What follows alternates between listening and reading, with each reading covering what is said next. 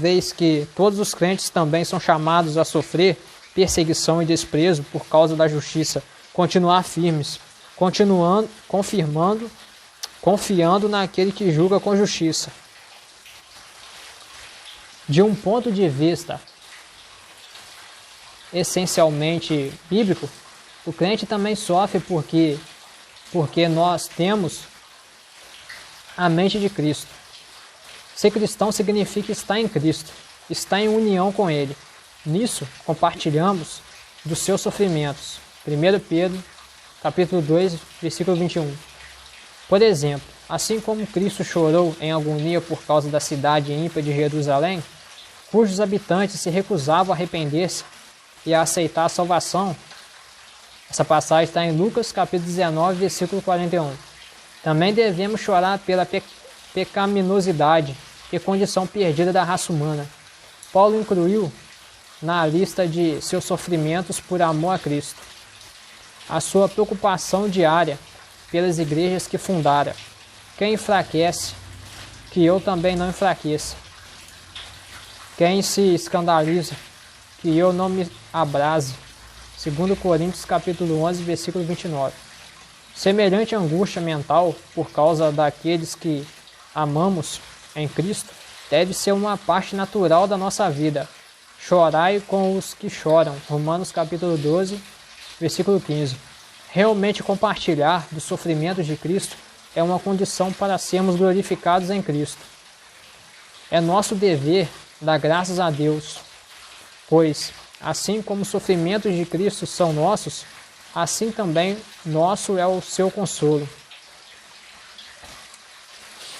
Deus pode usar o sofrimento como catalisador para o nosso crescimento e melhoramento espiritual. Frequentemente, Ele emprega o sofrimento a fim de chamar a si o seu povo desgarrado para arrependimento dos seus pecados e renovação espiritual. É nosso dever confessar nossos pecados conhecidos e examinar nossa vida para ver se há alguma coisa que desagrada o Espírito Santo. Deus às vezes usa o sofrimento para testar nossa fé, para ver se permanecemos fiéis a Ele. A Bíblia diz que as provações que enfrentamos são a prova da nossa fé. Tiago, capítulo 1, versículo 3. Elas são um meio de aperfeiçoamento da nossa fé em Cristo. É nosso dever reconhecer que uma fé autêntica resultará em louvor e honra e glória na revelação de Jesus Cristo. Deus emprega o sofrimento não somente para fortalecer a nossa fé, mas também para nos ajudar no desenvolvimento do caráter cristão e da retidão. Segundo vemos nas cartas de Paulo e Tiago, Deus quer que aprendamos a ser pacientes mediante o sofrimento. No sofrimento, aprendemos a depender menos de nós mesmos e mais de Deus e da sua graça. É nosso dever estar afinados com aquilo que Deus quer que aprendamos através do sofrimento. Deus também pode permitir que soframos dor e aflição para que possamos melhor consolar e animar outros que estão a sofrer. 2 Coríntios capítulo 1, versículo 4. É nosso dever usar nossa experiência advinda do sofrimento para encorajar e fortalecer os outros crentes. Finalmente, Deus pode usar, e usa mesmo, o sofrimento dos justos para propagar o seu reino e seu plano redentor. Por exemplo, toda injustiça porque José passou nas mãos dos seus irmãos e dos egípcios fazem parte do plano de Deus para conservar a vossa sucessão na terra e para guardar-vos em vida por um grande livramento. Gênesis capítulo 45, versículo 7. O principal exemplo aqui é o sofrimento de Cristo, o santo e o justo, livro de Atos capítulo 3, versículo 14, que experimentou perseguição, agonia e morte, para que o plano divino da salvação fosse plenamente cumprido. Isso não exime da iniquidade aqueles que o crucificaram, em Atos capítulo 2, versículo 23, mas indica sim como Deus pode usar o sofrimento dos justos pelos pecadores para seus próprios propósitos e sua própria glória. O relacionamento de Deus com o sofrimento do crente. O primeiro fato a ser lembrado é este: Deus acompanha nosso sofrer. Satanás é o Deus deste século, mas ele só pode afligir um filho de Deus pela vontade permissiva de Deus. Deus promete na sua palavra que ele não permitirá sermos tentados além do que podemos suportar. 1 Coríntios capítulo 10, versículo 13. Temos também de Deus a promessa que ele converterá em bem todos os sofrimentos e perseguições daqueles que o amam e obedecem aos seus mandamentos. Romanos capítulo 8, versículo 28. José verificou essa verdade na sua própria vida de sofrimento.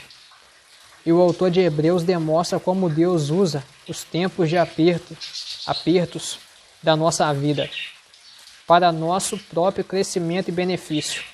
Livro de Hebreus, capítulo 12, versículo 5. Além disso, Deus promete que ficará conosco na hora da dor, que andará conosco pelo vale da sombra da morte. Salmo 23, versículo 4.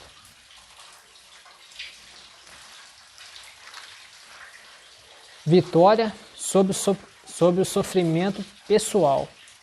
Se você está sob provações e aflições, que deve fazer para triunfar sobre tal situação? Primeiro, examinar as várias razões para que o ser humano sofre e ver em que sentido o sofrimento concerne a você. Uma vez identificada a razão específica, você deve proceder conforme o contido em É Nosso Dever.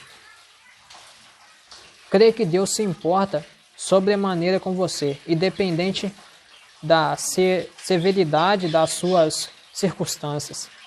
O sofrimento nunca deve fazer você concluir que Deus não lhe ama, nem rejeitá-lo como seu Senhor e Salvador.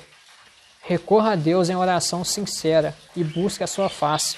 Espere nele, até que liberte você da sua aflição. Confie que Deus lhe dará a graça para suportar a aflição até chegar ao livramento. Convém lembrar de que sempre somos mais do que vencedores por aquele que nos amou. Romanos capítulo 8, versículo 37. A fé cristã não consiste na remoção de fraquezas. Aquele que nos amou, A fé cristã não consiste na remoção de fraquezas e sofrimentos, mas na manifestação do poder divino através da fraqueza humana. 2 Coríntios capítulo 4, versículo 7. Leia a palavra de Deus, principalmente os salmos de conforto em tempos de luta. Busque revelação e discernimento da parte de Deus referente à sua situação específica, mediante a oração, as Escrituras, a iluminação do Espírito Santo ou o conselho de um santo e experiente irmão. Se o seu sofrimento é de natureza física, atente para os passos expostos. Aí está falando sobre o estudo da cura e da cura divina, né? Que eu já postei o vídeo. No sofrimento, lembre-se da predição de Cristo, de que você terá aflições na vida, como crente. Aguarde com alegria aquele ditoso tempo, quando Deus empará de seus olhos toda lágrima, e não haverá mais morte, nem pranto, nem clamor. Apocalipse capítulo 21, versículo 4.